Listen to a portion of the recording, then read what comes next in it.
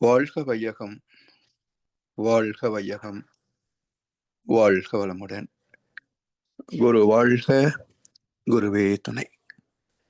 சிந்தனையை, உடல் நலத்தை சீர் அமைத்து உய்வித்த குருவே வாழ்க, வாழ்க வளமுடன், வாழ்க வளமுடன், வாழ்க வையகம்.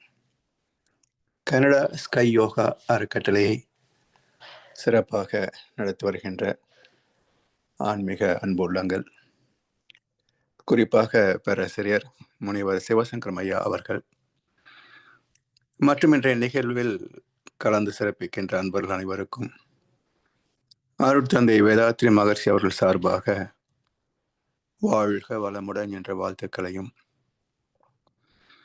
எனது அன்பு கலந்த பணிவான வணக்கத்தையும் சமர்ப்பித்து, குருவின் குரல் வேதத்தரிய தொடர் சிந்தனையின் 88ஆம் பாகத்தில் மறைபொருள் தெய்வம் பற்றிய 3வது அமர்வு மகரிஷியின் கவியோடு தொடங்குவோம். ஆதியே எழுச்சி பெற்று பரிணமித்த அணுநிலைக்கு அழிவுண்டோ என்று காண ஆதிநிலை அறிந்தோறும் சிந்திக்கின்றார். அதை அறிய யானும் பல நாள் ஆய்ந்தேன். ஆதித்தன் என்னும் அண்டத்தியக்கம் நோக்க அவ்விடமே அணுவழிந்து மூலமான ஆதி என்னும் சூனியமாய் விடுவதாக அறிவினிலே ஒரு காட்சி முடிவாய் கண்டேன். இதெல்லாம் மிக வியக்கத்தக்க அற்புதமான அனுபவங்கள். எவ்வளவு ஒடுங்கி நின்றால் அணு அழிகின்ற நிகழ்வை அகக்காட்சியாக காண முடியும். இதெல்லாம் கொஞ்சம் அனுமானம் செய்து பார்த்தால்தான் மகரிஷியுடைய மகத்துவம் என்ன என்பதை ஓரளவுக்காவது நம்மால் புரிந்து கொள்ள முடியும். இறைநிலையிலிருந்து துகளாகி, எலக்ட்ரானாகி, புரோட்டானாகி, நியூட்ரானாகி மீண்டும் துகளாகவே மாறிவிடுகிறது. சிவம், பிரம்மா, விஷ்ணு, மீண்டும் சிவம் என்று தத்துவத்தில் சொல்வார்கள். இதையே தான் எலக்ட்ரான், புரோட்டான், நியூட்ரான், காட் பார்ட்டிகள் என்று விஞ்ஞானம் பேசுகிறது. அக்காலத்தில் விஞ்ஞான வளர்ச்சி இல்லாததனால் உணர்ந்த இயற்கை ரகசியங்களுக்கு உருவத்தை கொடுத்து விளக்கினார்கள். இன்றைக்கு அது தேவைப்படுவது இல்லை என்றாலும் அதிலிருந்து விட்டு விலக முடிவதில்லை. திருமந்திரத்திலே கூட ஒரு கவி உண்டு. உருவன்றிய நின்று உருவம் புனைக்கும், கருவன்றிய நின்று தான் கருவாகும், அருவன்றிய நின்ற மாய பிரானை குருவன்று யாருக்கும் போட வண்ணாதே என்று திருமந்திரத்திலே கூட ஒரு கவி உண்டு. இதனுடைய கருத்தை சிந்தித்து பார்த்தால் எல்லா மகான்களும் அறிந்த உண்மை ஒன்றுதான். உரு அன்றிய நின்று உருவம் புனைக்கும். மூலப்பொருளாகிய ஆதி சிவத்திற்கு உருவம் கிடையாது. ஆனால் அனைத்து தோற்றங்களும் அதுதான் புனைகிறது. உருவன்றிய நின்று உருவம் புனைக்கும், கருவன்றிய நின்று தான் கருவாகும். அதற்கு ஒரு மூலம் உண்டா? கருப்பொருள் உண்டா? இல்லை. தோன்றி அனைத்திற்கும் கருப்பொருள் அதுதான். அருவன்றிய நின்ற மாய பிரானை, சலனமில்லாத அந்த மாய பொருளை குருவன்றி யாருக்கும் கூட வண்ணாதே. குரு இல்லாமல் சுயமாக ஞானம் பெறுவது மிக கடினம். வரலாற்று உண்மைகளை பார்க்கிற போது பெரும்பாலும் ஒரு எங்கோ 1-2 வேண்டுமானால் செய்துவிட்டு போயிருக்கலாம். ஆனா குரு இல்லாமல் ஞானம் பெற்றதாக வரலாறு இல்லை. நமக்கு தாய் தந்தை உண்டு, ஆனால் தெய்வத்திற்கு வானுக்கு மூலம் எவனோ மண்ணுக்கு மூலம் அவனே. யாருக்கும் அவனே தந்தை, அவனுக்கு தந்தை இல்லை. அல்லாஹ் பெற்ற பிள்ளை தானே யாரும் சொல்றாங்க இல்லையா? ஸோ பிதா என்றால் நம்முடைய தந்தை. பரமபிதா என்றால் எல்லோருக்கும் ஒரே தந்தை. அதனால்தான் அந்த வார்த்தைகள் கவனிங்களே, பரமசிவம், பரமபிதா, அல்லாஹ், பரம்பொருள் என்பது ஈடு இணை இல்லாதது. அல்லாஹ் என்ற சொல்லுக்கு ஈடு இணை இல்லாதது என்று பொருள். இணை சொல்வது என்றால் இரண்டு இருக்கணும். For comparison there must be two aspect at least. If there is only one thing, there is no question of comparison. இருப்பது ஒன்று என்றால் எதனோடு ஒப்பிட முடியும்? அதனால்தான் ஊமைகளுக்கு அப்பாற்பட்டவன். அதாவது ஒன்றான ஏகமாகிய சுத்த வெளியே, ஆதிசிவமே, பரமபிதாவே, அல்லாவே, அனைத்துமானது. நாம் உருவத்தை மட்டும் பற்றி கொண்டு தத்துவத்தை, ரகசியத்தை கோட்டை விட்டதனால் உலகத்தில் கடவுளை பொறுத்த மட்டில் குழப்பமே மிச்சம். ஒரு பக்கம் விஞ்ஞானிகள் தத்துவத்திலிருந்து தனித்து நிற்கிறார்கள், மறுபக்கம் மதவாதிகள் தத்துவத்தினுள்ளேயே தனித்து நிற்கிறார்கள். ஒரு மதவாதி இன்னொரு மதவாதியுடைய கருத்துக்களை ஏற்றுக்கொள்வதில்லை. எனவே மெய்ஞானத்தையும் விஞ்ஞானத்தையும் இணைக்கின்ற பாலமாக வந்ததுதான் அருட்தந்தை வேதாத்திரி மகர்ஷி அவர்கள் அருளிய வேதாத்திரியம் என்ற மனவளக்கலை பயிற்சிகள். வேதாத்திரிய பாலத்தில் பயணிக்கின்ற போது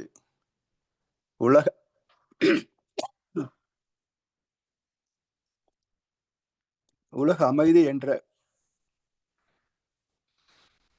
மகிழ்வான மறுபக்கத்தை சந்திக்கலாம். இருப்பு, இயக்கம் இரண்டும் ஒன்றாய் இருந்த போது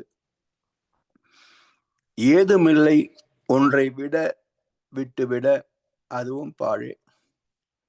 இருப்பு இயங்க விண்ணாச்சு, இதன் கூட்டன்றோ ஏற்றுகின்ற வழி நெருப்பு நீர் நிலமாம்.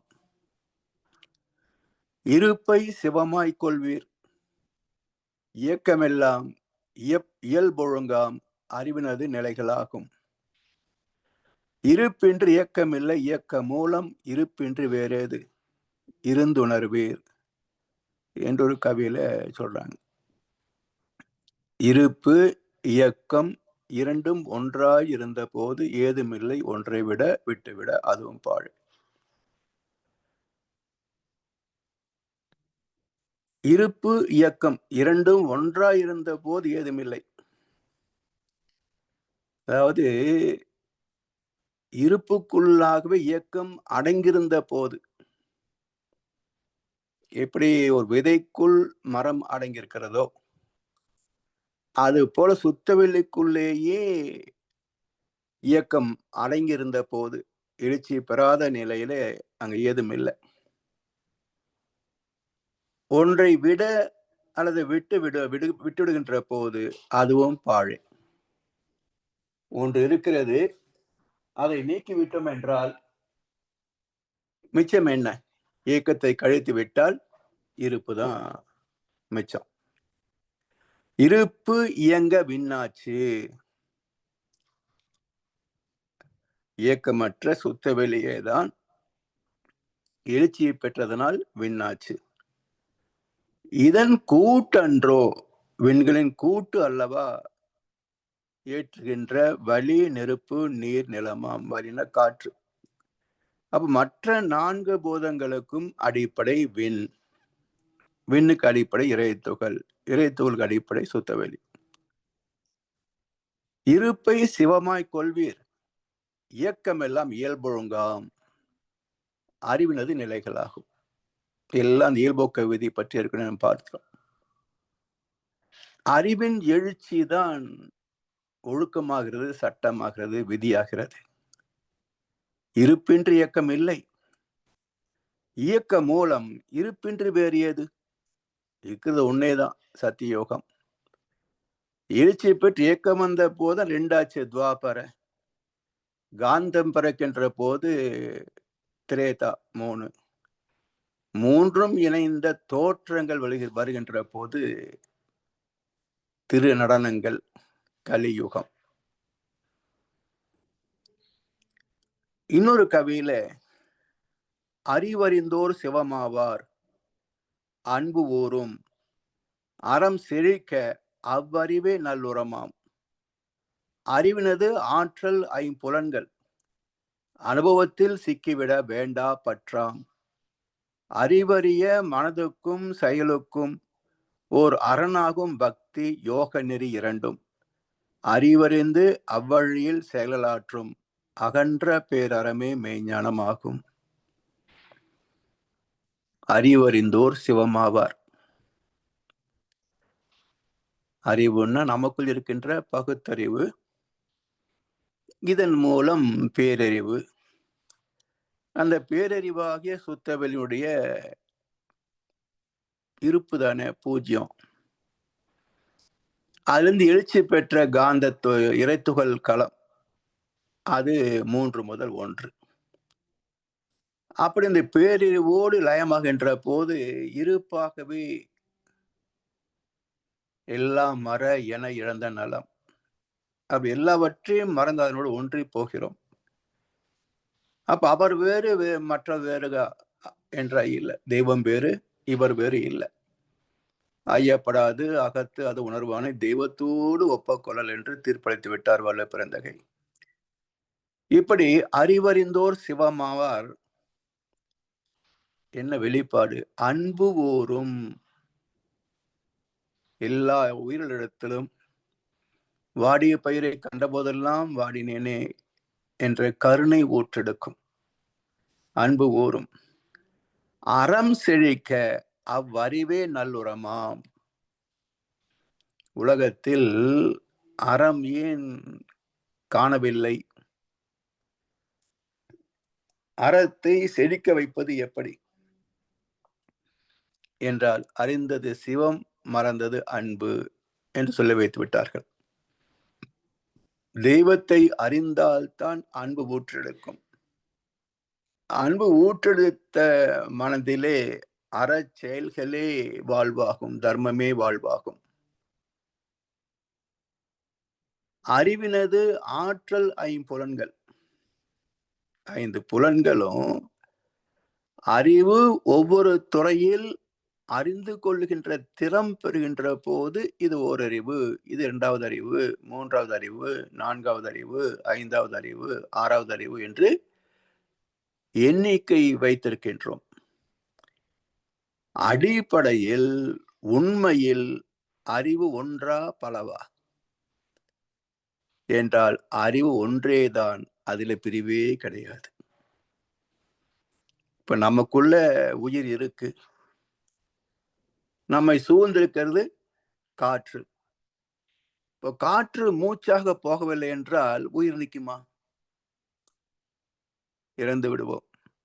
அப்ப நம்மை சுற்றிலும் உயிர் இருக்கிறது, நமக்குள்ளும் உயிர் இருக்கிறது.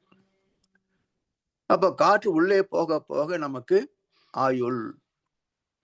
காற்று நின்று விட்டால் ஆயுள் முடிந்து விட்டது. எனவே அறிவினது ஆற்றல் 5 அனுபவத்தில் சிக்கிவிட வேண்டா பற்றாம். இப்ப எங்க சிக்கல் துவங்குதுன்னு பாருங்க. புலன் கவர்ச்சியிலே தான் சிக்கல் துவங்குகிறது. சுவை, சுவையில் மயங்கிவிட்டால் அதிகமா சாப்பிடணும், விதவிதமாக சாப்பிடணும். அப்போ விதவிதமாக அதிகமாக சாப்பிடுகின்ற போது அடுத்தவனுக்கு அது கிடைக்காது. ஏன்னா இயற்கை வளங்கள் எல்லா ஜீவன்களுக்கும் பொதுவானவை. அது ஒரு கணக்கு வச்சிருக்கோம். ஒரு ஜீவனுக்கு இத்தனை நேரம் பசிக்கும், அதுக்கான உணவு இவது போதும் என்று இயற்கை அறிவு ஒரு கணக்கு வச்சிருக்கோம். நாம கண்டபடி கண்ட நேரத்துக்கு உணவு உண்டோம் என்றால் மற்ற மனிதருக்கு அது பற்றாக்குறையாகும், வறுமையாகும். அப்ப புலன் பற்றில் சிக்குகின்ற போதுதான் அதிகமாக அனுபவிக்க வேண்டும் என்ற வேகம் வருகின்ற போது அதிக உணவு, அதிக உடை, பெரிய வீடு, latest cellphone, latest model car, முடிஞ்சா சொந்தமாக flight, charter flight, Swiss bank account, இப்படி ஒவ்வொரு மனிதனும் ஆசைகளை விரித்து கொண்டே போனால் 800 கோடி மக்களுக்கு வளம் தரக்கூடிய இந்த பூமி ஒரு மனிதனின் ஆசைக்கே போதாதே. ஒரு மனிதனின் ஆசைக்கே இந்த பூமியே போதாது. மற்றவர்கள் எப்படி வாழ முடியும்? எனவே இந்த ஐம்புலன்களில் சிக்கியதனால் அதான் பற்றாக மாறிவிட்டது.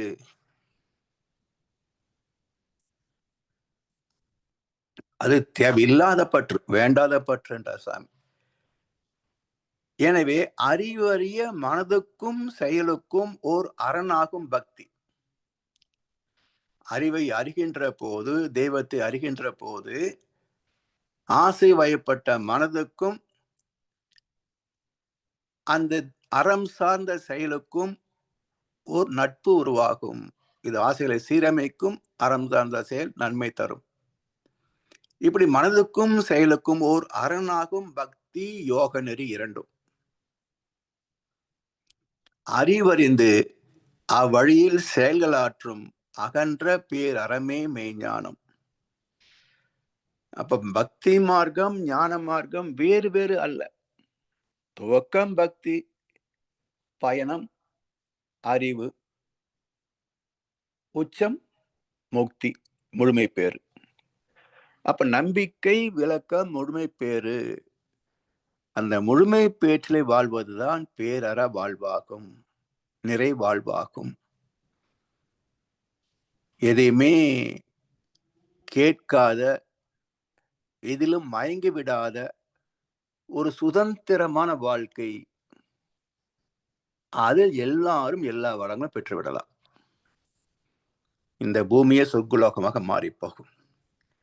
எனவே அறிவறிந்து அவ்வழியில் செயலாற்றும் அகன்ற பேரறமே மெய்ஞானம். அதனால்தான் மனிதனாக வந்த ஒவ்வொருவருக்கும் மெய்ஞானம் அவசியம். சரி, இப்போ சுத்த வெளி இயல்புகளை பற்றி நாம் பார்த்து விட்டோம். அடுத்ததாக இந்த சுத்த வெளி எப்படி உலகமாக பரிணமித்தது?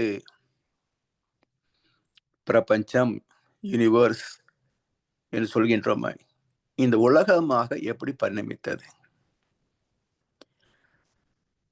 ஒன்றுமில்லா ஒன்றேதான் இருக்க சக்தி.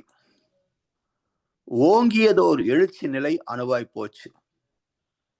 ஒன்றான இறுக்கம் அணுவில் எழுச்சியாயும், ஊடுருவி நிறைந்த ஒரு கவர்ச்சியாயும், ஒன்று இரண்டாகி அவை ஒன்றில் ஒன்றாய் ஒவ்வொரு அணுவும் இயக்க நிலையமாகி ஒன்றை ஒன்று ஈர்த்து கவர்ந்து இயங்கி இயங்கி உண்டான மாறுதலை ஐம்பூதங்கள் என்று பரிணாமத்தை பற்றி 8 வரிகளிலேயே விளக்கிவிட்டார் மகர்ஷி அவர்கள்.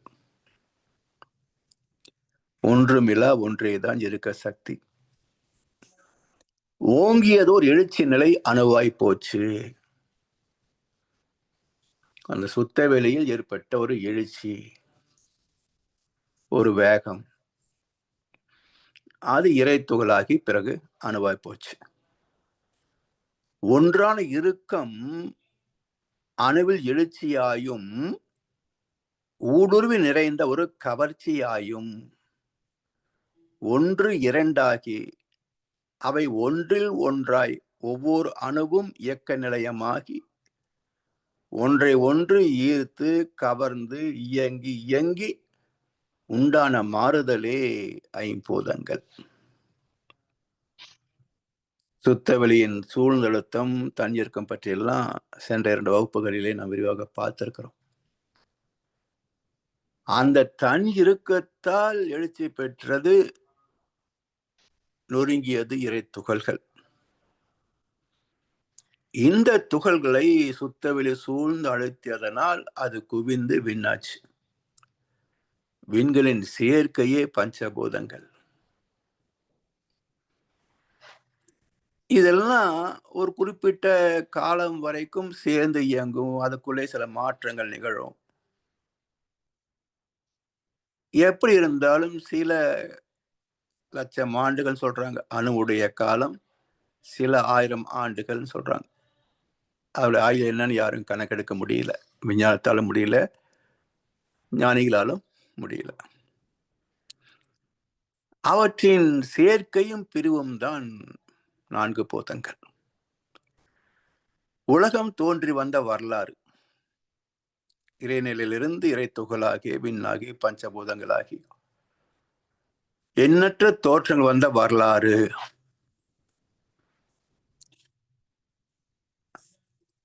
இறைநிலையின் தஞ்சிருக்க ஆற்றலால் ஏற்பட்டதுதானே நுண்ணிய அதிர்வு. இதுதான் dust particle, tiny energy particle, fundamental particle, பரமண்டல் எல்லாம் போன வகுப்பில் பார்த்தோம். சரி, இப்போ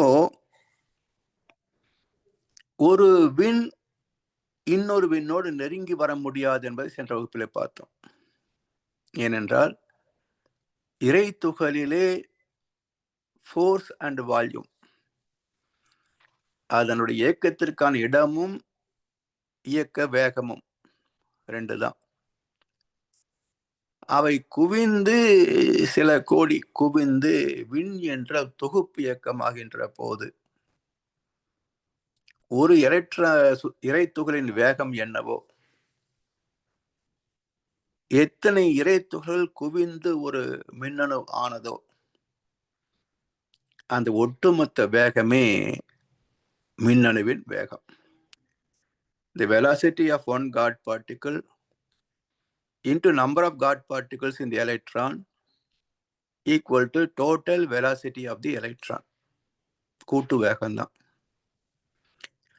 அப்போ அதி விரைவு வருகின்ற போது அவருடைய அலைவேகம் 3ஓடு நிற்காமல் 7 வரைக்கும் போகிறது. இறைத்துகள் 3ஓடு நின்று போச்சு. விண்ணாகின்ற போது அது மீண்டும் விரிந்து 7 வரைக்கும் போகுது. அப்ப அந்த இயக்க வேகம் அதிகமானதுனால ஒரு விண் இன்னொரு விண்ணோடு நெருங்க முடியாது.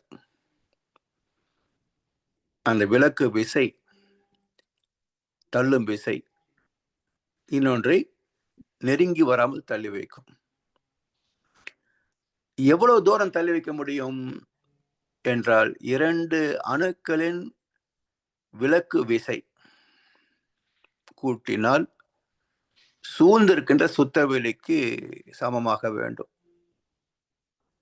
அதனால் தான் எப்பவுமே கோள்கள் ஒரே தூரத்தை தான் மெயின்டைன் பண்ண முடியும்.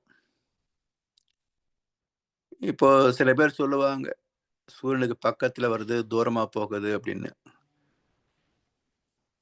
பக்கத்துல வர முடியாது, குறிப்பிட்ட அளவு தான். தூரம் எப்படி போகுது என்றால் நீள்வட்ட பாதை. எதுவுமே வட்டப்பாதை கிடையாதுங்க, நீள்வட்ட பாதை. ஏன் நீள்வட்ட பாதை என்றால் சூரியன் சுழன்று கொண்டு இருக்கிறது, ஓடிக்கொண்டும் இருக்கிறது. சூரியன் இன்னொரு தாய்க்கொலை மையமாக வைத்துக் கொண்டு ஓடிக்கொண்டிருக்கிறது. அதனால நீங்க தொடர்ந்து கான்ஸ்டன்ட் டிஸ்டன்ஸ் தான்.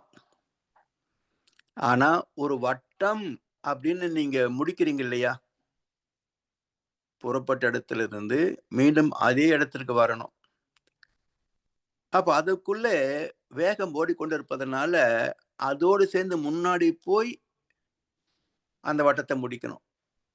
கொஞ்சம் கற்பனை பண்ணி பார்க்கணும். அப்ப பின்பக்கம் கடந்து வருகின்ற போது சூரியன் ஓடிக்கொண்டிருப்பதனால் அதனோடு சேர்ந்து ஓடுகின்ற போது நீள்வட்டம் அமைந்து போகும். அதனால் எந்த கோளுக்கும் சுற்றுவட்டம் சரியான வட்டம் அல்ல, அது நீள்வட்ட பாதை. அப்ப அந்த ஒட்டுமொத்த வட்டத்தை போட்ட பிறகு நீங்க அளந்து பார்த்தீங்கன்னா இது நீளமா இருக்கு, இது பக்கமா இருக்குவீங்க. அப்படி இல்லை. கடந்து வந்த பாதை வைத்துக்கொண்டு நீள்வட்டம் சொல்றோமே தவிர எப்போதும் ஒரு கோளுக்கும் இன்னொரு கோளுக்கும் இடைப்பட்ட தூரம் மாறவே மாறாது. வாய்ப்பே கிடையாது.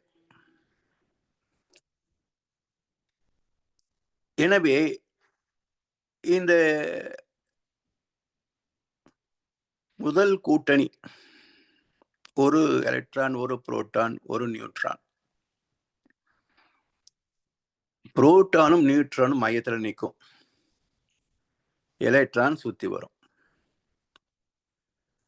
இப்போ புரோட்டான், நியூட்ரான் ரெண்டும் மையத்துல இருக்குது. எக்ஸாக்ட் கோர் பாயிண்ட் எது அப்படின்னா நியூட்ரான் தான்.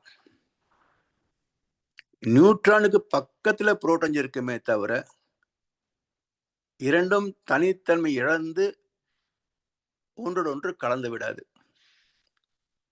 இந்த இடத்துல குடும்ப அமைதிக்கே ஒரு ரகசியம் இருக்குதுங்க. என்ன ரகசியம்? கணவனும் மனைவியும் ஈருடல் ஓர் உயிர். அப்புறம் என்னவோ ரொம்ப பில்டப் எல்லாம் பண்ணுவாங்க. நாங்க அப்படி இப்படின்னு எல்லாம் பில்டப் எல்லாம் பண்ணுவாங்க. ஆனா ரகசியம் என்ன, தத்துவார்த்தம் என்ன, இயற்கை உண்மை என்ன என்றால் அணு கூட்டு சேர்கின்ற போது முதல் ஃபார்மேஷன் எலக்ட்ரான் சொல்லக்கூடிய முதல் ஃபார்மேஷன், அங்கேயே புரோட்டானும் நியூட்ரானும் சேர்ந்து இருக்கிறதே தவிர கலந்து போகவில்லை. புருஷன் பொண்டாட்டி எப்படி கலந்து போக முடியும்?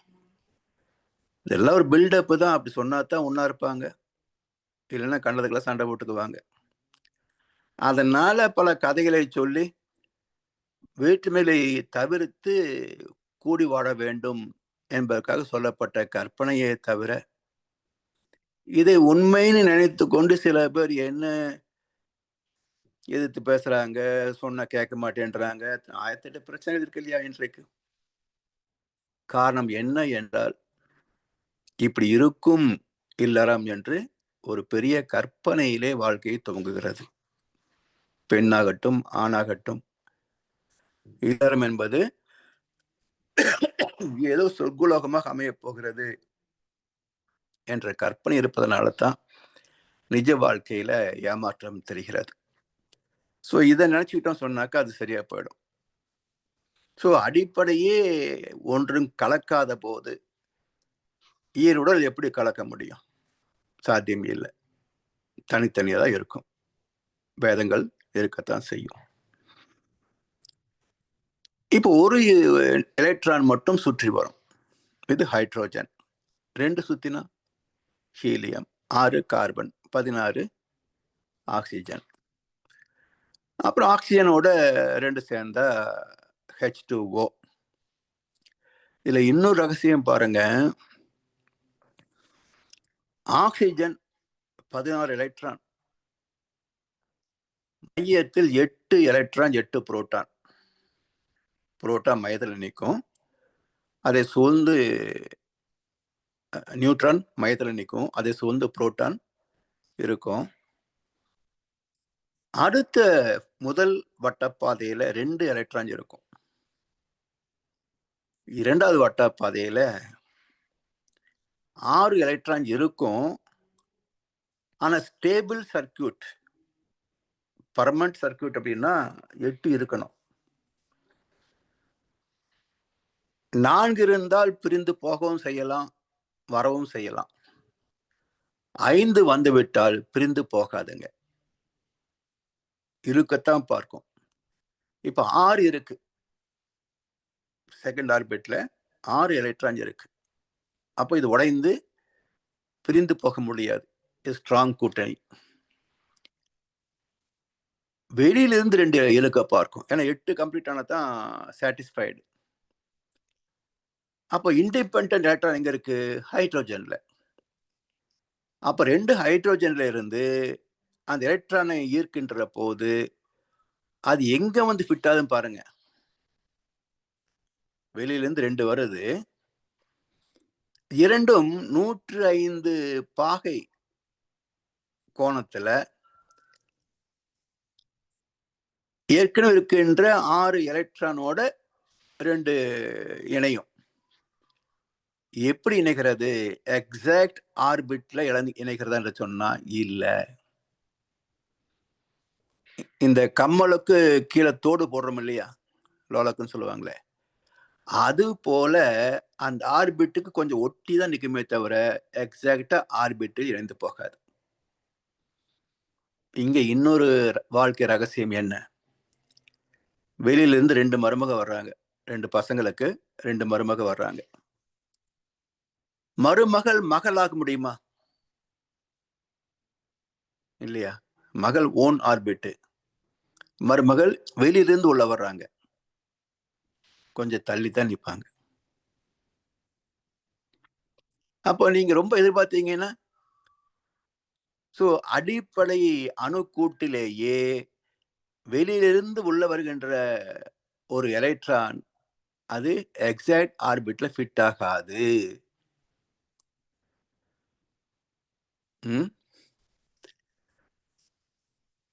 அப்போ இதை புரிஞ்சுக்கிட்டா குடும்பத்துல அமைதி தானே வந்துடும். மருமகளையும் அட்ஜஸ்ட் பண்ணி போற அளவுக்கு மாமியாருக்கும் மாமனாருக்கும் ஹஸ்பண்டுக்கும் சொந்தக்காரங்க எல்லாத்துக்கும் ஒரு அட்ஜஸ்ட்மெண்ட் வந்துடும்.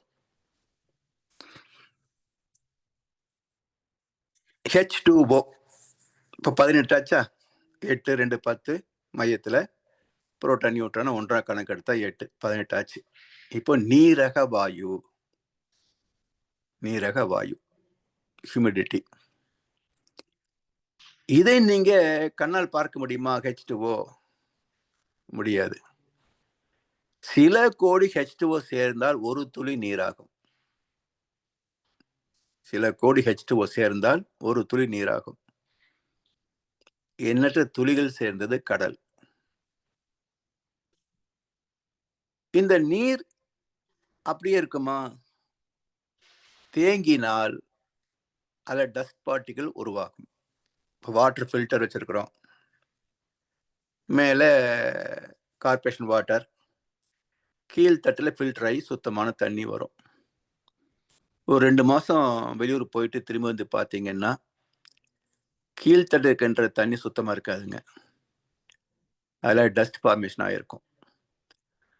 அதுவும் பார்த்தீங்கன்னா மையத்தில் திணிவாக இருக்கும், விரிந்து போக போக போக லேசாக இருக்கும். இதுதான் ஸ்பெசிபிக் கிராவிட்டி பிரின்சிபிள். மையத்தை நோக்கித்தான் அணுக்கள் திணி பெறும். இது சில 1000 ஆண்டுகள், லட்சம் ஆண்டுகள், கோடி ஆண்டுகள் ஆகிற போது இந்த தூசே திணி பெற்று மணலாகும், மண்ணாகும், சத்து மண்ணாகும், பிறகு தாவரங்களும் வரும் அதிலிருந்து. இப்படி பிரபஞ்ச பரிணாமம். இலைத்துகள் குவிந்து விண்கள் நெருங்குகின்ற போது மற்ற 4 பூதங்கள் இவை 5 அல்லது 1 2 சேர்கின்ற போது கோள்கள். இப்ப சூரியன் எடுத்தீங்கன்னா 91-2% வரைக்கும் ஹைட்ரோஜன், ஒரு 6-7% ஹீலியம், மற்ற வாயுக்கள் 1% 1.5% இருக்கும். அப்ப சூரியனில் என்ன இருக்குங்க? ஹைட்ரோஜன் 92%, ஹீலியம் 6-7%, இவ்வளவுதான். அப்போ வெறும் காற்று கோளம், அணுக்கோளம், கெட்டி பொருள் கிடையாது. இதே நீங்க மெர்க்குரிடுங்க, லிக்விட் மெட்டல், கெட்டி பொருள் தான், ஆனா அதுக்கென்று உருவம் கிடையாது, உருண்டையா உருண்டுகிட்டே இருக்கும். Liquid metal. பூமிக்குள்ளேதான் பல வகையான உலோகங்கள், ரசாயனங்கள், அணு பேதத்தில் உள்ள பல்வகையான தோற்றங்கள், ஜீவராசிகள் எல்லாம் பூமியில தான். இந்த போனா செவ்வாய் அதே போலதான். அதுல கல்லு மண்ணெல்லாம் இருக்கு, தண்ணியும் இருக்குன்றாங்க. ஜீவன் உருவாகல. குரு, சனி, நெப்டியூன், புளூட்டோ,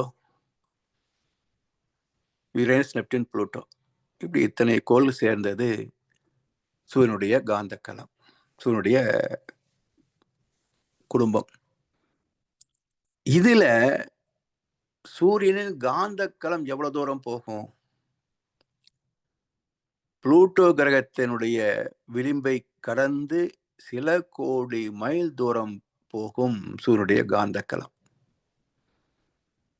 இப்ப சூரியன் சைஸ் எவ்வளவு பாருங்க, 19 லட்சம் மடங்கு பூமியை போல. அப்ப 25,000 இன்ட்டு 19 லட்சம் போட்டீங்கன்னா சூரியனுடைய அந்த அணு கூட்டு பருத்தோற்றம், பிசிக்கல் ஸ்ட்ரக்சர் சைஸ் கிடைச்சிரும். ஆனால் இதிலிருந்து வெளிப்படக்கூடிய காந்தலைகள் எவ்வளவு தூரம் போகும் என்றால் 8574 மடங்கு போகும். அதாவது 7 லட்சம் கிலோமீட்டர் ஆரமுள்ள சூரியன் 600 கோடி மைல் புளூட்டோ கிரகத்தில் இருக்குது. அதுக்கு மேலேயும் அவருடைய காந்தாற்றல் போய்கொண்டிருக்கிறது. புளூட்டோ வரைக்கும் உள்ள தூரத்தை வகுத்து பார்த்தாலே 7 லட்சம் கிலோமீட்டர் 600 கோடி மைல் வகுத்து பார்த்தா 8574 மடங்கு அதிகம் குறைந்தபட்சம்.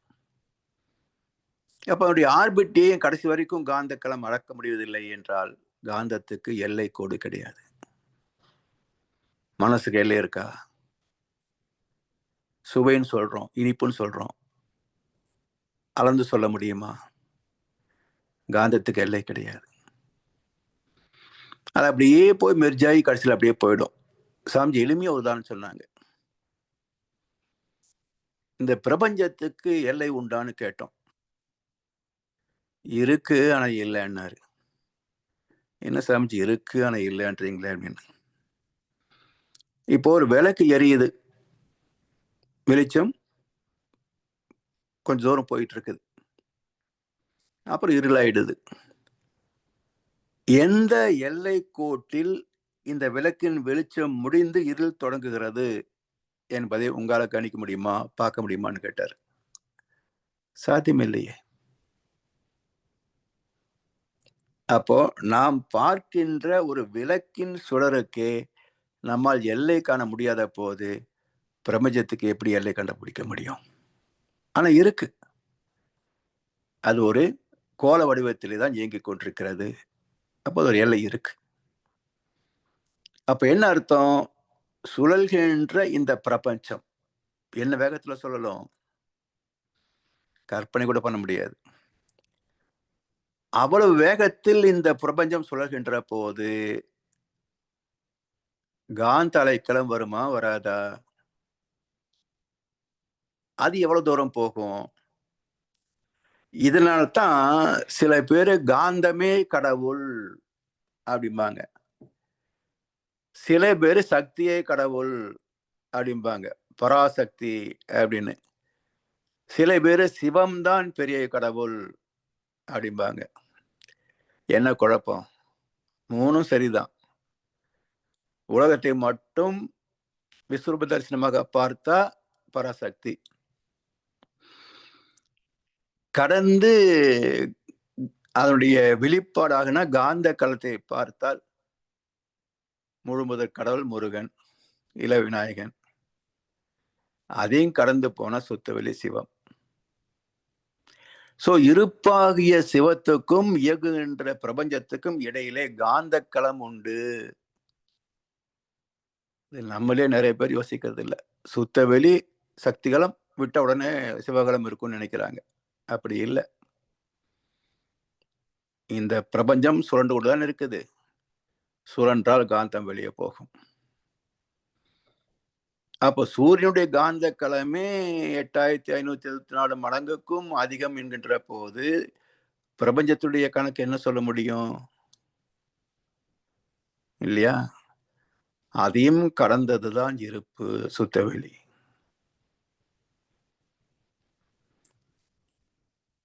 இப்படி பௌதிகங்கள் அதுல கூட்டு சேர்க்கை எப்படி வருது?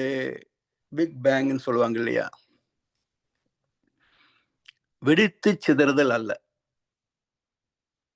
அங்கங்கே அப்படியே பபிள் மாதிரி உருவாகும். ஸோ அதற்குள்ளேயே சுத்தவெளிக்குள்ளேயே ஏற்படக்கூடிய எழுச்சி பெறக்கூடிய ஆற்றல்கள். அப்ப இந்த பிரபஞ்சம் எப்படி தோன்றியது? ஆங்கங்கே இறைத்துகள் சேர்ந்து குவிந்து விண்ணாகி பஞ்சபூதங்கள் ஆகியதால் இந்த உலகம் தோன்றிய போது எவ்வளவு பெருசு இருக்கும்? நேற்றை விட இன்னைக்கு பெருசு. ஏன்னா universe is ever lasting and ever increasing. பிரக் பிரக் என்றால் பெருக்குதல் அர்த்தம். அப்ப விரிந்து கொண்டே போகின்ற பிரபஞ்சம் இப்ப நேற்றை விட இன்னைக்கு பெருசா தானே இருக்கும். அவ்வளவு ஏன்? இந்த உலகத்தின் ஜனத்தொகை எவ்வளவுங்க? நீங்க சொல்லி முடிக்கிறதுக்குள்ள ஒரு 1000 குழந்தை பிறந்திருக்கும் இல்லையா? சோ இவ்வளவுதான் ஜனத்தொகை என்று அறுதிட்டு சொல்ல முடியாது. அதற்குள் 1000 குழந்தைகள் பிறந்திருக்கும். அது போலத்தான் இந்த பிரபஞ்சத்துடைய அளவும் விரிந்து கொண்டே போகும். அப்போ அதற்குள் ஆங்காங்கே தொகுப்பாக அணுக்கள் கூடுகின்ற போது அது முதல்ல ஒரு கோளமாக மாறும். காற்று கோளமா, நெபுல்லா, நீர்க்கோளம், வெப்பக்கோளம்,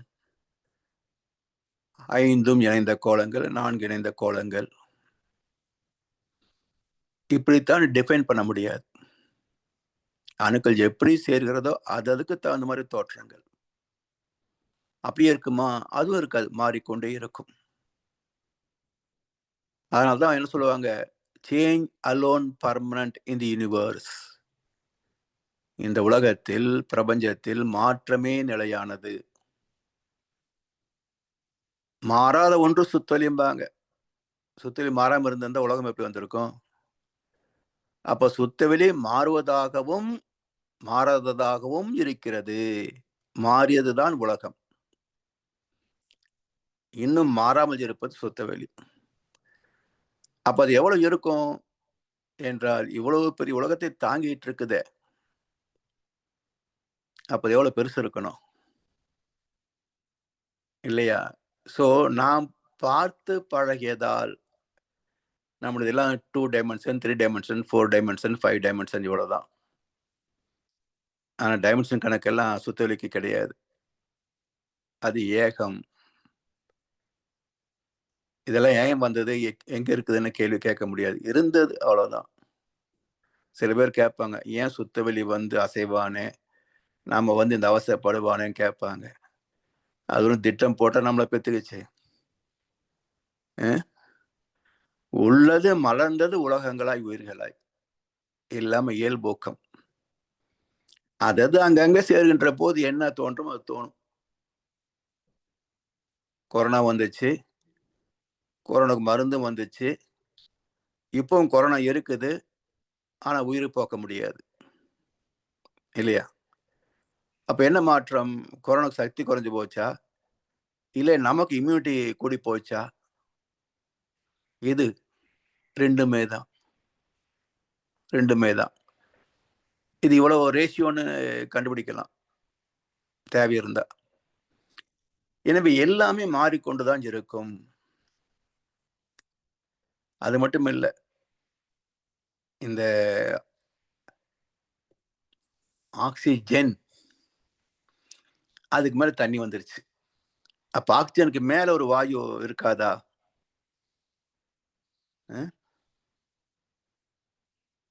ஏன்னா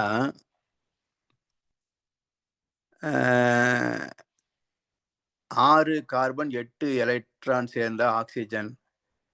இந்த ஆக்சிஜன், ஆக்சினா 8, ஆக்டகன். ஜென் என்றால் மையம். அப்ப ஜென் மாஸ்டர் சொல்றாங்க பாருங்க. அப்போ ஒரு அமைப்பின் மையத்தை கண்டவர் ஜென் மாஸ்டர். அப்ப ஆக்சிஜன் 8 மின்னணுக்கள் சேர்கின்ற போது அந்த வட்டப்பாதைகள். இதுல கேலக்சிஸ் என்பது முதல்ல தோன்றிய கோளம். அதுக்குள்ள பிரிந்து பிரிந்து பெரிய பெரிய கோளங்கள், அதிலிருந்து பிரிந்து வந்ததெல்லாம் அதுக்கு துணை கோளங்கள். இப்படி இந்த யூனிவர்ஸ்ல 1008 மண்டலங்கள் அப்படின்னு கந்த புராணத்துல குறிப்பு இருக்கு, அவ்வளவுதான். வேற எங்கேயுமே எத்தனை கேலக்சிஸ் அப்படின்ற கவுண்ட் கிடையாதுங்க. வேற எந்த புராணத்திலையும் எங்கேயுமே எவ்வளவு கேலக்சிஸ் இருக்குன்றத யாரும் எழுதல. கந்த புராணத்துல மட்டும் ஒரு கணக்கு 1008 கேலக்சிஸ் அப்படின்றாங்க. அது உண்மையா பொய்யா யாரு கண்டாங்க? சரி, எப்படியோ சயின்ஸ் என்ன சொல்றது, பக்கத்துல ஆண்ட்ரோமேடா கேலக்சி இருக்குது அப்படின்னு கண்டுபிடிச்சிருக்கிறாங்க. இது போல சில மண்டலங்கள் இருக்கலாம். அது 108 1008 எவ்வளவோ. ஆனா நாம வாழ்கின்ற இந்த மில்கி வே கேலக்சிலேயே 10,000 கோடி சூரிய குடும்பங்கள் இருக்கிறதாக சயின்ஸ் சொல்லுது. ஒவ்வொரு சூரிய குடும்பமும் நம்மை போன்றது. அப்படி என்றால் இந்த மில்கி வே கேலக்சி மட்டுமே எவ்வளவு பெருசு இருக்கும் பாருங்க. இப்படி சில கேலக்சிஸ்.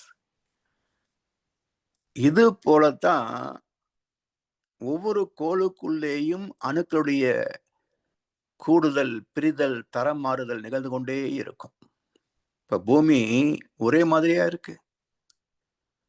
ஒவ்வொரு நாளும் அதனுடைய பஞ்சபூத சேர்க்கை மாறுது. வாழ்கின்ற மக்கள் நம்முடைய உடலிலே மாற்றம், மனதிலே மாற்றம் நிகழ்கிறது. அப்போ ஒரு கணம் கூட மாற்றம் இல்லை என்ற விதி இங்க கிடையாது. எல்லாமே ஒவ்வொரு கணமும் மாறிக்கொண்டே இருக்கிறது. சூரியனின் சுழற்சியினால் வெளியேறுகின்ற அணுக்களின் பலவிதமான ஸ்பெசிபிக் கிராவிட்டி, அததான் கோள்களாக அமையுது. சரி, இப்போ கோள்கள் சுழல்வதற்கு தற்சுழற்சி காரணம். தற்சுழற்சி தான் சுழல முடியும். தற்சுழற்சிக்கு என்ன காரணம்? அணுக்களுடைய சேர்க்கை. அணு சேர்க்கைக்கு இறைத்துகள்கள் காரணம். இப்போ எல்லாமே சுழற்சியிலே அமைந்திருக்கிறது. இறைத்துகளும் சுழலும், விண் சுழலும். அப்ப விண் சேர்க்கையால் ஆன எந்த ஒன்றும் சுழன்று கொண்டேதான் இருக்கும். இப்ப நாம சுத்திட்டு இருக்கிறோமா? இல்லைன்னு சொல்லுவோம். ஏன்னா ஒரே இடத்துல இருக்கிறோமே, ஒரே வீட்டில் இருக்கிறோமே. என்றால் இந்த பூமி மணிக்கு 25,000 மைல் வேகத்துல சுற்றுகிறது இல்லையா? இந்த பூமியோடு சேர்ந்து நாமும் சுற்றி கொண்டிருக்கிறோம். பூமியோடு சேர்ந்து நாமும் சுற்றுகிறோம். அதெல்லாம் நம்ம சுத்துற மாதிரி தெரியல. அது எப்படின்னா பழகி போயிடும். இப்போ காத்து அடிக்குதுன்னு சொல்றோம். காற்று பலமா வீசும்போது காத்து அடிக்குதுன்றோம். காற்று வீசாத போது காத்து இருக்கா இல்லையா? இருக்குதானே? அப்ப நம்ம காத்து இருக்குன்னு சொல்றது இல்லையே. வீசும்போது தானே காத்து அடிக்குதுன்னு சொல்றோம். அப்ப காற்று மாற்றம் எப்போதும் இருக்கும். அதிகமான வேகம் வருகின்ற போது நாம் அதை உணர்கிறோம். அது போல இந்த கடல்ல எத்தனையோ 30 மைல் கீழே ஒரு மீன் வகை இருக்காமா. 30 மைலுக்கு கீழே. அப்ப 30 மைலுக்கு கீழே தண்ணியுடைய டென்சிட்டி, அடர்த்தி எவ்வளவு இருக்கும்? அந்த அடர்த்தி தாங்கக்கூடிய அளவுக்கு அந்த மீன் உடம்பு இருக்குன்னா யார் சாப்பிட முடியும்? அது வேகவே வேகாது. ஒண்ணுமில்ல, இந்த என்வி சாப்பிடுறவங்களுக்கே தெரியும் டிஃபரன்ஸ். சமவெளியில் இருக்கின்ற ஆடுகளை விட ஹில் சைடில் இருக்கக்கூடிய ஆடுகளுடைய சதை வேகாதுங்க அவ்வளவு சீக்கிரம். ஏன்னா அது மேல ஏறி இறங்க மசில்ஸ் எல்லாம் ஸ்டிஃப்னஸ் ஆயிருக்கும். ஸோ சமவெளி ஆடுகளை போல மலை ஆடுகளுடைய இறைச்சி மென்மையா இருக்காது, வேகம் செய்யாது, அவ்வளவு ஈஸியா மெல்லவ முடியாது. இப்படி எத்தனையோ மாற்றங்கள். இதெல்லாம் சேர்ந்ததுதான் பிரபஞ்ச வரலாறு, பஞ்சபூத வரலாறு. சரி, இப்போ சுழல்வதற்கானதை பார்த்துட்டோம். சுற்றுவதற்கு என்ன காரணம்? அணு சேர்க்கை தன்னைத்தானே சுத்துது, ஓகே, ரைட். ஏன் சூரியனை தாய்க்கோளாக வைத்துக் கொண்டு சுற்ற வேணும் என்றால், இது கொஞ்சம் நுட்பமான விஷயம். எல்லாம் சுத்தி வருதுன்னு பாருங்க. ஏன் சுத்துன்னு கேட்டு பாருங்க. விஞ்ஞானிகளை தவிர ஜோதிடர்களாலேயோ சாதாரண மக்களாலேயோ விடை சொல்ல முடியாது. ஏன் சுத்துதுன்னா,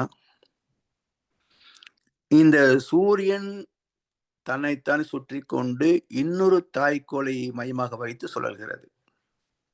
சரியா? சுற்றி வருகிறது.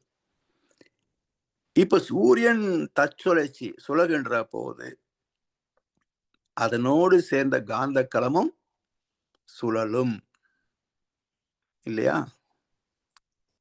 அப்படி சூரியனுடைய காந்த களம் சுற்றுகின்ற போது அந்த களத்திலே மிதக்கின்ற கோள்களையும் தள்ளும் இல்லையா?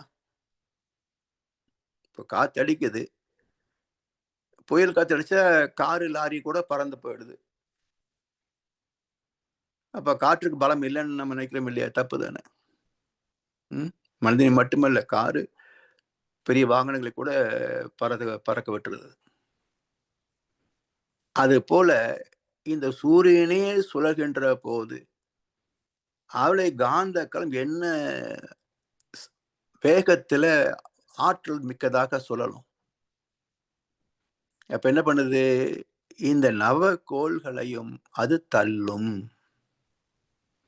சரி, தள்ளினா எல்லாம் ஒரே வேகத்துல போகுமா? ஒல்லியா இருக்கார ஒருத்தர், அவரை காத்து அடிச்சாலே பறந்துருவா அப்படி சொல்லுவோம் இல்லையா? இன்னொருத்தர் நல்ல தடியா இருக்கிறாரு, என்ன சொல்லுவோம்? நடந்தா பூமி குழு விழுந்துரும் சொல்லுவோம் இல்லையா? அவரை தள்ள முடியுமா? இதே போலத்தான் வெள்ளி, மெர்க்குரி, சாலிடு லிக்விட் மெட்டல், அதை தள்ள முடியுமா அவ்வளவு சீக்கிரம்? அதே போல புதன் தானே மெர்க்குரி? ஆமா, புதன். அதே போல ஒவ்வொரு கோள், பூமியில 870 கோடி மக்கள் வாழ்கிறோம், பூமி இவ்வளவு பெருசா இருக்குது, இதுக்கு ஒரு துணைக்கோள் இருக்குது. அப்போ அதன் அணு கூட்டினால் உண்டான மாஸ், எடை, அப்போ ஒரே மாதிரி காந்தாற்றல் வீசுது. அதுல டிஃபரண்ட் வெயிட் உள்ள நவக்கோள்கள் மிதக்குது. அதனால இந்த காந்தலை வேகம் எல்லா கோள்களையும் ஒரே நேர்கோட்டில் தள்ள முடியாது.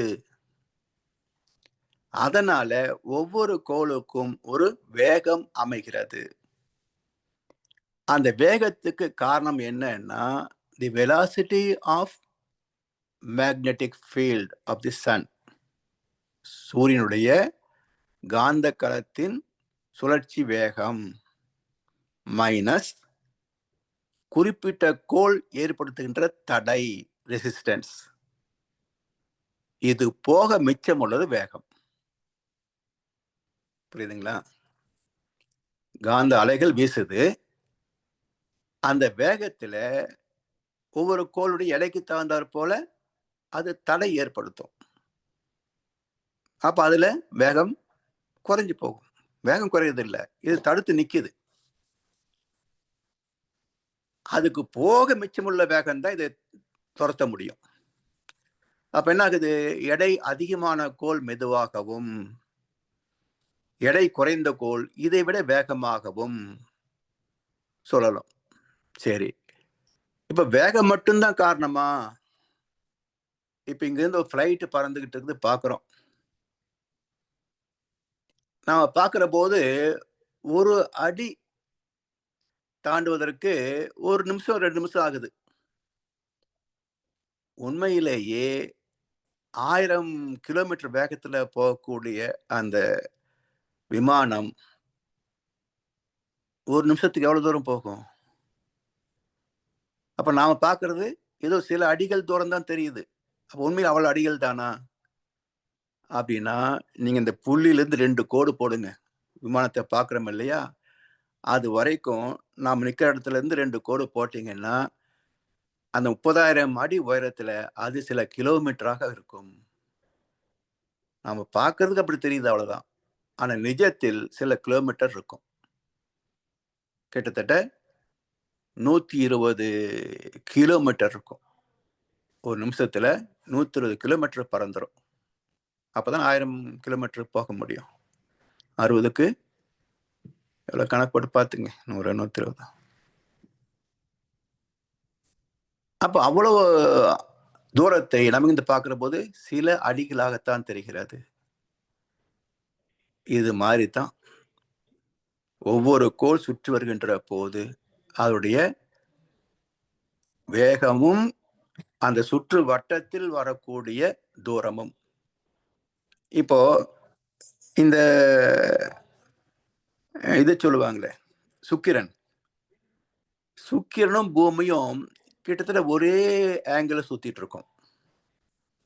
அது 225 நாளைக்கு ஒரு சுத்து, இது 365 நாளைக்கு ஒரு சுத்து. ஆனா அது இருக்கிறது 6 கோடி மைல் தூரம், இது இருக்கிறது 9 கோடி மைல் தூரம். அப்ப அந்த 3 கோடி மைல் ரேடியஸ எக்ஸ்ட்ரா சுத்துது இல்லையா? அதனால அது 225 முடிக்கிறதும் ஒண்ணுதான், இது 365 முடிக்கிறதும் ஒண்ணுதான். அப்ப கிட்டத்தட்ட டெய்லி நமக்கு அதிகாலை நேரத்துல நம்ம எப்ப முடிக்கிறோமோ அந்த ஏர்லி மார்னிங் பிரம்ம முகூர்த்தத்துல வெள்ளி கிரகத்தை பார்க்கலாம். அதோடைய ஆற்றல் நமக்கு அதிகமாக கிடைக்கும். அதான் வழிபாட்டு நேரமாக பிரம்ம முகூர்த்தத்துல கோயிலுக்கு போகணும்னுலாம் நம்முடைய முன்னோர்கள் வகுத்திருக்கிறாங்க.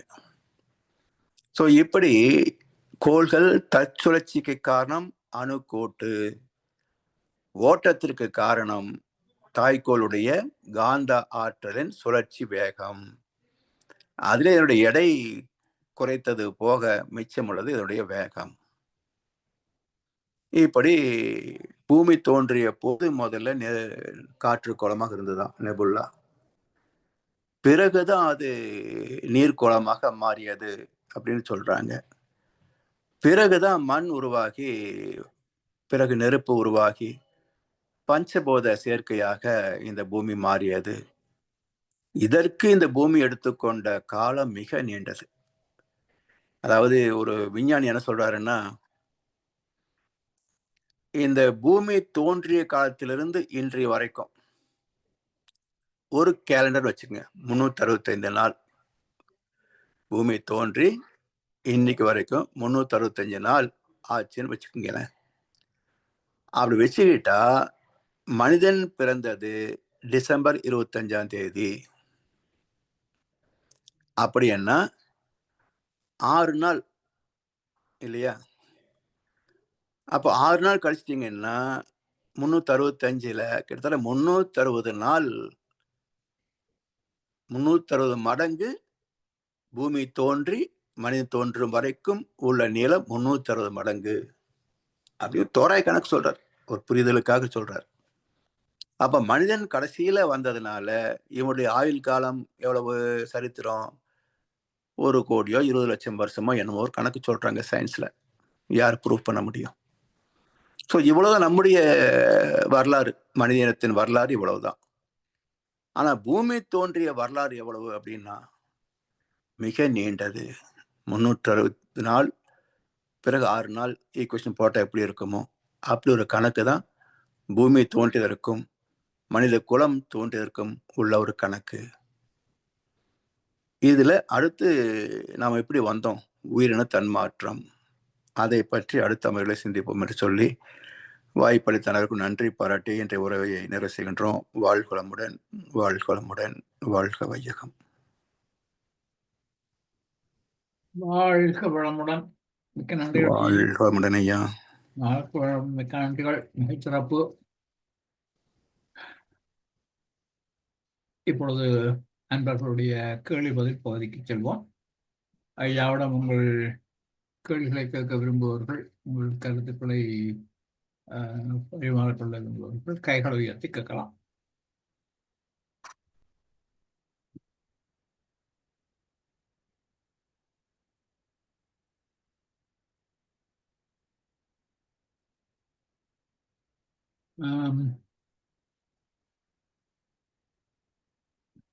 கைகள் ஒன்றும் வரவில்லை. நான் ஒரு கேள்வி கேட்கிறேன் ஐயா. சொல்லுங்க ஐயா. இது இன்றைய வகுப்பு சில மற்ற வகுப்புல இருந்தும் வருகிறது ஐயா. ம் இந்த இறைத்துகள்கள் தோன்றி இறைத்துகள்கள் விண்ணாக வருகின்ற போது ம் நீங்கள் சொன்ன ஞாபகம் இருக்குது. விண்ணாக வருகின்ற போது இறைத்துகள்கள் ஒன்றையொன்று விலக்கி வைப்பதில்லை. அவை இணைந்து அது ஒரு மையம் என்று சொல்ல முடியுமா ஐயா? அல்லது அந்த விண்ணுக்குள்ளேயும் இறைத்துகள்கள் தனித்தனி மையங்களோட இருக்குமா? இறைத்துகள் மையம் கிடையாது. கிடையாது. அதோட தனித்த மையமா இருக்கும். ஏன்னா சுழற்சி எல்லாமே சேர்க்கை தான், அசோசியேஷனா தான். எதுவுமே மெர்ஜிங் கிடையாது, ஒன்னோட ஒன்று கலந்து போறது கிடையாது. கலந்து போறது கிடையாது. அதனால இறைத்துகள் நெருங்கி குவிந்திருக்கும். அவங்கதான். அதுக்கு தனித்த வட்டப்பாதை உண்டு, தனி சுழற்சி உண்டு. தனி சுழற்சி உண்டு. தனி சுழற்சி இருந்தால் அதுக்கு மையம் இருக்கும் தானே ஐயா? இருக்கும். இருக்கும். ஆமா. அப்ப அப்ப அந்த விண்ணின்ற மையம் என்பது எது அப்ப? இப்போ ரவா லட்டு செய்றீங்க இல்லையா? ஆமா. ஒவ்வொரு ரவைக்கும் மையம் இருக்கா? இப்ப உரத்துகளுக்கு மையம் இருக்குன்னு சொல்றீங்க. அப்ப மையம் இருக்கு தானே ஐயா? அதான் ரவைக்கு மையம் இருக்கு, லட்டுக்கு மையம் இருக்குல்ல.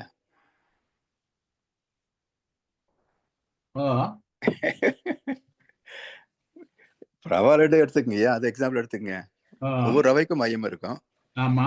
மொத்த லட்டுக்கும் மையம் இருக்கு இல்லையா? மொத்த ரவைக்கும் மற்ற மையம் இருக்கு. அதே மாதிரி தான்.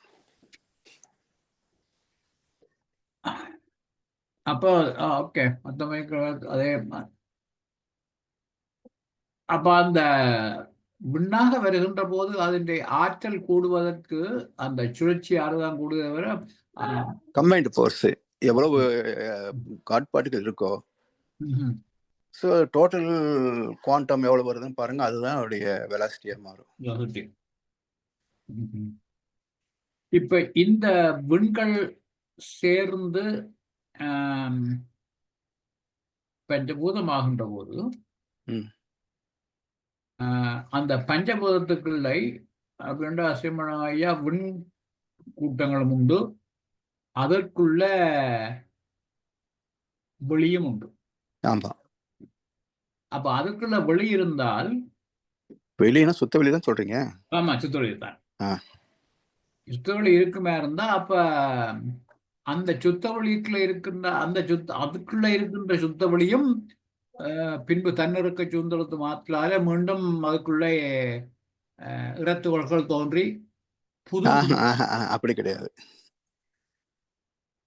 இங்க ஹாட் பார்ட்டிகிள்ஸ் கிரியேட் ஆகுறது யூனிவர்ஸ்க்கு வெளியே தான். ஆனா அந்த சூழ்ந்தளத்து மாற்றம் இதுக்குள்ளே இருக்குதான் ஐயா. அது சூழ்ந்தளத்து மாற்றம் எல்லா இடத்துக்கும் கான்ஸ்டன்டா இருக்கும். அப்ப அந்த அழுத்தத்தால இதுக்குள்ளேயும் within the universe constant surrounding pressure force அது. ஆமாய்யா, தொடர்ந்து அந்த அழுத்தம் இருக்கின்ற போது இந்த அழுத்தம் இதற்குள்ள இருக்கிற சுத்த வழியையும் துணிவுரை செய்யும் தானே. சுத்தவெளி தனியா இருக்காதுங்கய்யா, அணுவுக்கு மையம் மட்டும்தான். சுத்தவெளி இங்க எப்படி வரும் உங்களுக்கு?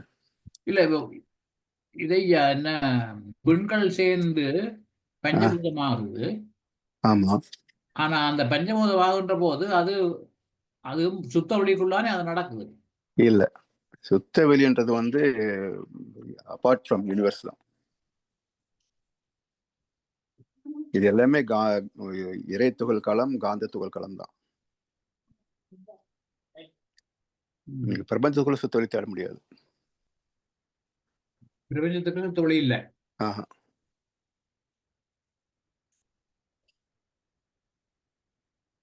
என்ன தோசை ஐயா? சொல்லுங்கய்யா. பிரபஞ்சத்துக்குள்ள இல்ல. பிரபஞ்சத்துக்குள்ள இல்ல. இறைத்துகள் குவிந்து உள்ள வந்துட்டு மறுபடியும் கலைஞ்சு வெளியே போயிடும்.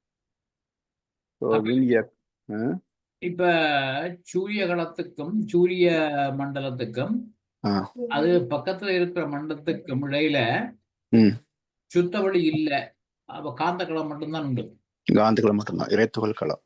இறைத்துகள் களம் மட்டும்தான் இருக்கு. ம். ஆனா அந்த ஒவ்வொரு இறைத்துகள்களுக்கும் மையத்துல சுத்தவெளி உண்டு. ஆமா, மைய புள்ளின்றது நமக்கும் இருக்கும், எல்லாத்துக்குமே இருக்கும். அந்த சுத்தவெளி வந்து எல்லாத்துக்குள்ளேயும் இருக்கும் மையமாக. இறைத்துகள் முதல் ஆத்மா வரைக்கும் சுத்தவெளி உண்டு, மையமாக உண்டு. ஓகே ஐயா. அடுத்து ராதாமா, ஜி ராதாமா. வாழ்க்கை வளமுடன்யா. ஐயா கேட்கறது வந்து அணுக்களுக்கு 2 அணுக்களுக்கு இடையேயும் ஒவ்வொரு அணுவுக்கு மத்தியிலும் வெளி இருக்குன்னு சொல்றாங்க இல்லையா? அது காந்த வெளி. அது இறைத்துகள் நிறைந்த வெளி. 2 இறைத்துகளுக்கு நடுவுலயும் வெளி இருக்கு இல்லைங்களா? கிடையாது. வெளிங்கிறது பாய்ம பொருளா எல்லா இடத்துலயும் நிறைஞ்சு விண்ணுக்கு மத்தியில தான் இருக்கும். இறைத்துகள் மத்தியில இறைத்துகள் மத்தியில இல்ல, 2 இறைத்துகளுக்கு இடையில கிடையாது, மத்தியில இருக்கும். மத்தியில சுத்தவெளி இல்லைன்னா இயக்கமே கிடையாது. சோ வெளியினுடைய அழுத்தம் வந்து ஐயா, வெளியினுடைய அழுத்தம்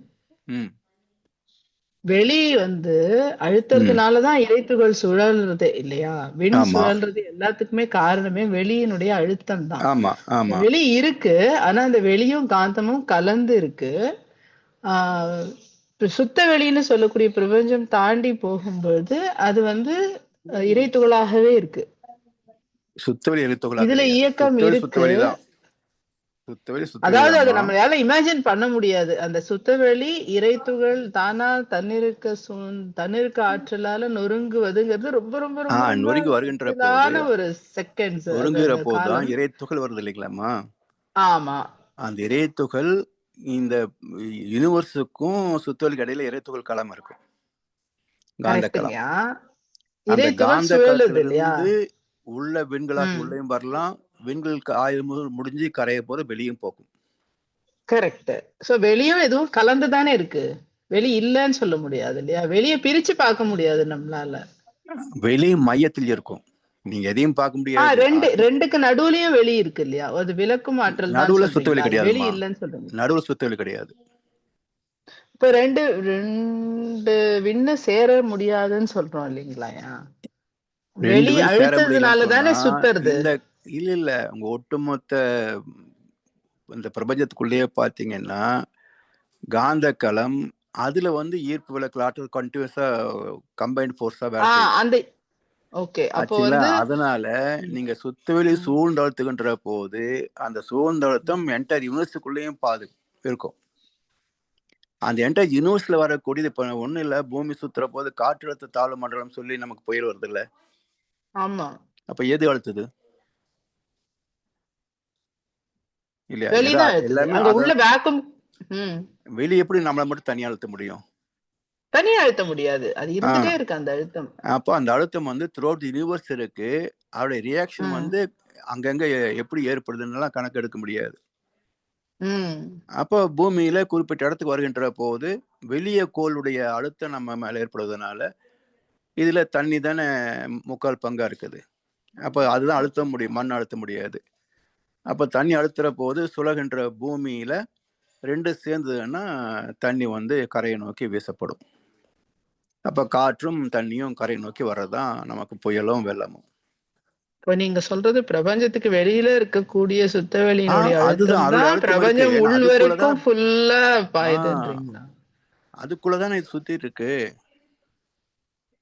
இல்ல, அந்த வெளி அழுத்தம் இங்க வரைக்கும் அது அலையா அப்படியே வந்துட்டே இருக்கு. அதுக்குள்ளே தானே இருக்குமா? சோ அத வெளியும் சொல்லலாம் இல்லைங்களா? வெளியும் சொல்ல முடியாது, வெளியும் சொல்ல முடியாது. அதனுடைய அழுத்தம்னு தான் சொல்ல முடியும்.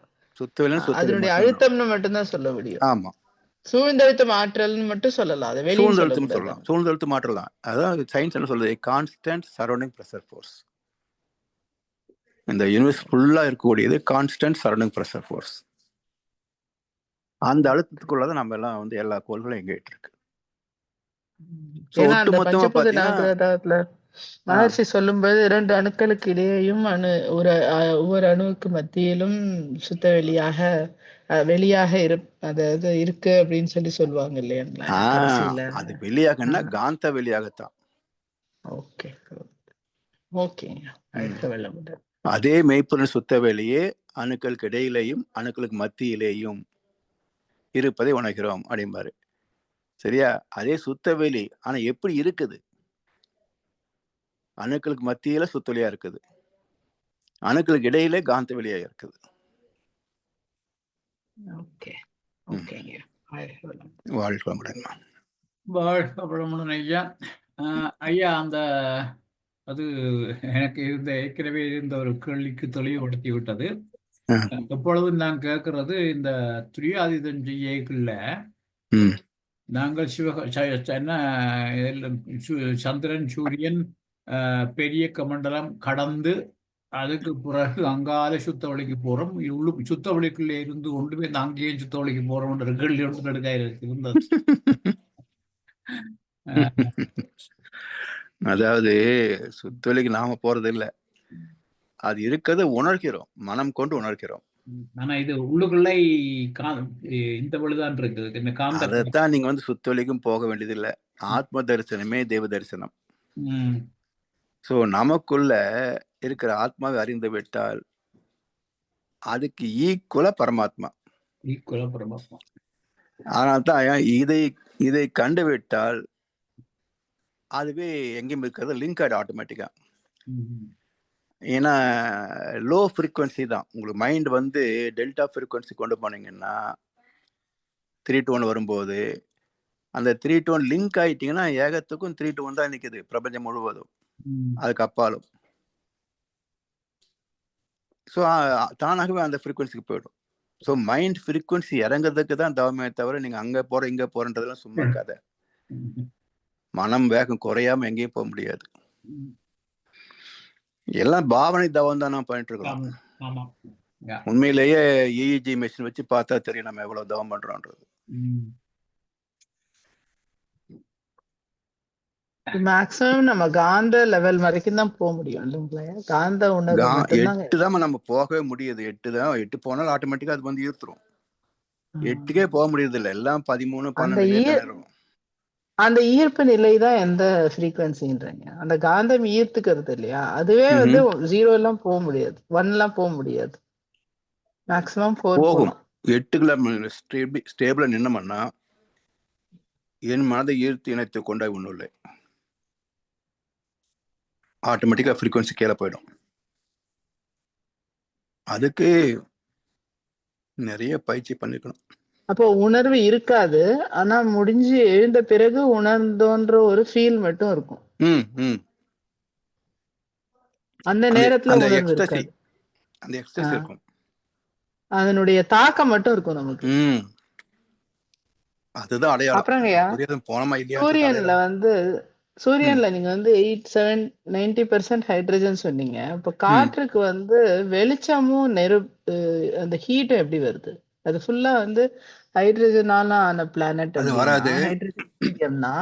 அப்ப அதுக்கு இந்த நெருப்பு தன்மையும் அந்த வெளிச்சத்தன்மையும் அது இன்னும் சொல்றேன். ஓகே, எப்படி நெருப்பு வருது? வாழ்க வளமுடன். நன்றிங்கய்யா, வாழ்க வளமுடன். நன்றிமா. வாழ்க வளமுடன் ஐயா, மிக்க நன்றி. வாழ்க வளமுடன் ஐயா. நாங்கள் இத்துடன் நிறைவு செய்வோம். ஓகே. இதுவரை நேரமும் என்னுடைய குருவின் குரல் வகுப்பு 98 மிகச் சிறப்பாக நமக்கு நடத்தி தந்த முதுநிலை பேராசிரியர் பழனிசாமி ஐயாவுக்கு நாம் நமது நன்றிகளை தெரிவிப்பதோடு ஐயாவுக்கு ஒரு வாழ்த்து தெரிவிப்போம். பேராசிரியர் பழனிசாமி ஐயா அவரது உடல் நலம், மனவளம், பொருளாதார வளம், அவர்தம் அன்பு குடும்பம், அவரது வேதாத்திரிய தொண்டு,